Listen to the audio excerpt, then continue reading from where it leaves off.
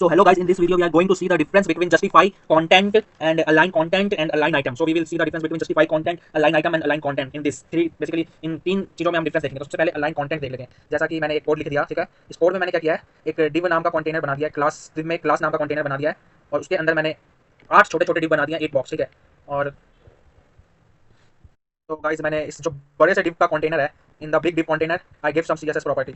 इसमें मैंने कुछ हाइट दे दिया, कुछ विड्थ दे दिया और एक डिस्प्ले फ्लैग्स दे दिया जो कि हमारा यूजफुल होता है। इसलिए display flex which is used to arrange item in a flexible row और column easily. Okay, so guys इसमें मैंने दिया जस्टिफाई कंटेंट फ्लैग्स एंड। तो जस्टिफाई कंटेंट फ्लैग्स एंड क्या करता है, ये देखो। जस्टिफाई कंटेंट फ्लैग्स एंड क्या करेगा, ये वर्क करेगा हमारा मेन एक्सिस में। तो मैंने जो डायरेक्शन दिया है ना, डायरेक्शन फ्लैक्स डायरेक्शन दिया, कॉलम कॉलम दिया है। तो जो मेरा मेन डायरेक्शन होगा ना, कॉलम में जो मेन डायरेक्शन होगा वो होगा मेरा क्या, कॉलम में जो मेरा मेन एक्सेस होगा वो होगा मेरा vertical, means top to bottom. Okay, तो मेन एक्सेस जो होगा मेरा टॉप टू बॉटम होगा। तो मैंने क्या दिया यहाँ पे, देखो मैंने दिया है justify content flex end. Flex end मतलब कि एंड से वर्क करेगा, एंड वाले से वर्क करके टॉप पे खाली रहेगा। तो यही होता है जस्टिफाई कॉन्टेंट फ्लैक्स एंड, क्योंकि ये हमारा वर्क कर रहा है वर्टिकल वे में। ओके, अगर मैं फ्लैक्स एंड स्टार्ट दे देता हूँ यहाँ स्टार्ट, तो क्या होगा गाइस, फ्लैक्स एंड अगर मैंने स्टार्ट दिया तो जो हमारा बॉक्स 1 है वो टॉप से अलाइन होके नीचे तक जाएगा और एंड देने पे एंड वाला सबसे नीचे अलाइन हो जाएगा और टॉप तक जाएगा। ओके, ये तो था मेरा जस्टिफाई कंटेंट। अब हम देख लेते हैं अलाइन आइटम। अलाइन आइटम क्या करता है, ठीक है। अब इसको हम जस्टिफाई कंटेंट को हटा के हम लिखते हैं अलाइन आइटम्स। देखो जो मैंने अलाइन आइटम फ्लैक्स एंड दिया तो ये क्या हुआ, ये जो मेरे बॉक्स है, जो बॉक्स है ये मेरे इधर इस साइड आ गए, एंड साइड मतलब राइट साइड आ गए। क्यों, क्योंकि ये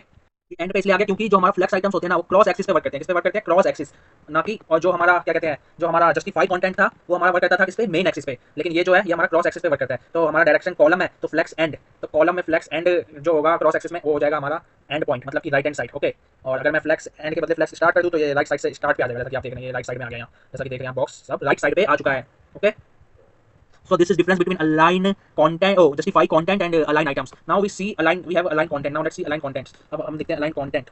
तो गाइस मैंने align content flex स्टार्ट कर दिया, तो flex स्टार्ट अभी तो ये ऐसे ही दिख रहा है क्योंकि ये बाय डिफॉल्ट होता है। अब हम इसको कर देते हैं flex end। स्टार्ट के बदले मैं कर देता हूँ flex end। तो देखो मैंने जब इसको flex end किया तब भी यहाँ पे कोई फर्क नहीं पड़ा। ऐसा क्यों हुआ, क्योंकि जो हमारा align content होता है ना वो वर्क तब करता है जब there are multiple lines, not a single lines, but see here there is only a single lines, not a multiple lines. That's why the align content flex end is not working। तो ये हमारा जो है ये एक ही line में सारे box आ रहे हैं ना, इसलिए बेसिकली फ्लेक्स एंड हमारा लेफ्ट साइड से राइट साइड में नहीं जा रहा हमने फ्लेक्स एंड देने के बावजूद। तो इस बॉक्स को अगर हमारा एक लाइन से दो लाइन में आ जाएगा ना तभी वर्क करेगा। तो एक लाइन से दो लाइन में लाने के लिए हम क्या करेंगे, हम एक सीएसएस प्रॉपर्टी होता है हमारा फ्लेक्स रैप, हम फ्लेक्स रैप को यूज करेंगे, फ्लेक्स रैप। अब देखो देखो अब ये वर्क कर रहा है, अब वर्क कर रहा है ना ये।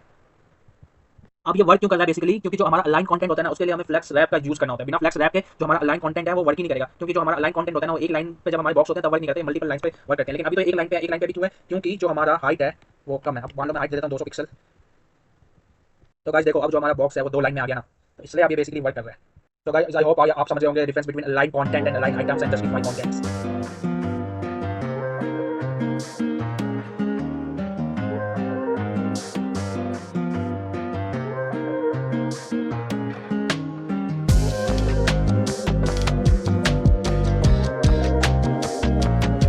ये अलाइन कंटेंट फ्लैक्स स्टार्ट करने पे हमारे जो बॉक्सेस है वो लेफ्ट साइड में क्यों आ जा रहा है, और while justify content flex start करने पे जो हमारा बॉक्स है वो टॉप पे क्यों चला जा रहा है। इसका रीजन क्या है, क्योंकि जो जस्टिफाई कंटेंट होता है ना वो हमारा वर्क करता है मेन एक्सिस पे, और जो हम यहाँ पे हमारा जो डायरेक्शन है वो है कॉलम। क्या है हमारा डायरेक्शन, यहाँ पे हमारा जो डायरेक्शन है फ्लैक्स डायरेक्शन वो है कॉलम। तो कॉलम में मेन एक्सिस क्या होता है, कॉलम में जो मेन एक्सिस होता है ना वो होता है top to bottom. Okay, top to bottom, this is the main axis. That's why when we use justify content flex start, तो ये हमारा जो बॉक्स हो रहा है वो टॉप से बॉटम में टॉप की तरफ टच कर रहा है और बॉटम पे ऐसे हो रहा है, क्योंकि ये वर्क कर रहा है हमारा मेन एक्सिस पे। और जब हम दूसरे तरफ हम क्या कहते हैं, हम अलाइन कंटेंट यूज कर रहे हैं फ्लेक्स स्टार्ट, तो ये हमारा राइट साइड से बॉक्स टच हो रहे हैं।